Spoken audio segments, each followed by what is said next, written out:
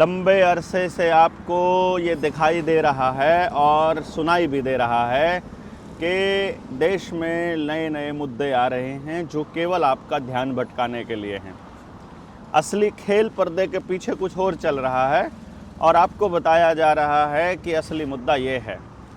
शंकराचार्य का अपमान जब होता है, यहाँ तक कि उनकी असलियत क्या है ये बताने के लिए दबाव डाला जाता है कि वो असली शंकराचार्य है, इसका सबूत दीजिए, तो भी ब्राह्मणों का खून नहीं खोलता है।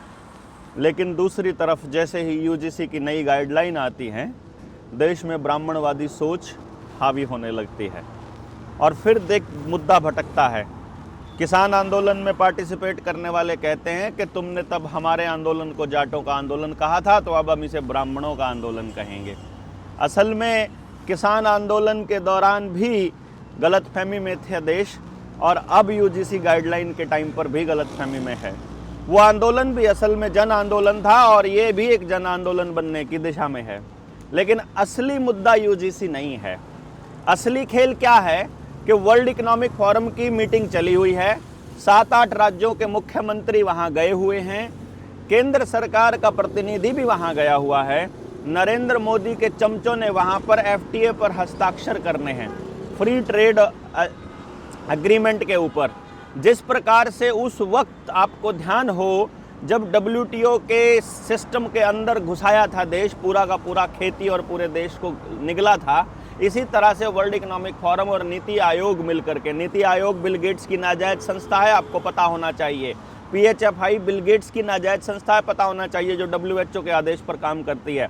रॉकफेलर फाउंडेशन से ही फंडिंग मिल रही है और आज के टाइम पर जितने हाईवेज निकल रहे हैं इसी खेल का हिस्सा है। इसको समझिएगा।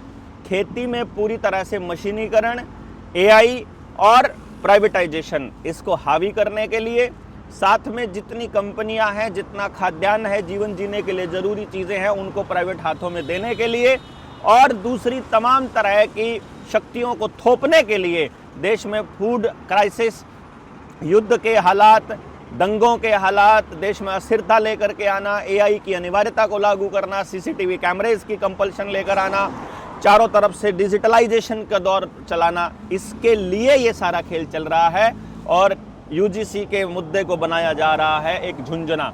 तो आपको झुंझुना पकड़ा दिया गया है ताकि आप ये झुंझुना बजाते रहें और इनके गुण गाते रहें, लोग दूसरी चीज़ों के विरोध में लगे रहें और उधर से वो सिग्नेचर हो जाएं। आपको बोलना पड़ेगा कि हमें युद्ध नहीं चाहिए। कमेंट बॉक्स में लिखिए आपको युद्ध चाहिए कि नहीं चाहिए। लिखिए कि हमें युद्ध नहीं चाहिए, लिखिए कि हमें फूड क्राइसिस नहीं चाहिए, लिखिए कि हमें रुपए का मानक स्थिर चाहिए, लिखिए कि हम इस प्राइवेटाइजेशन के खिलाफ हैं, वरना आपके बच्चों के लिए ना शिक्षा मिलेगी, ना स्वास्थ्य मिलेगा और आपको मालूम भी नहीं होगा कि आप कब गुलाम हो गए।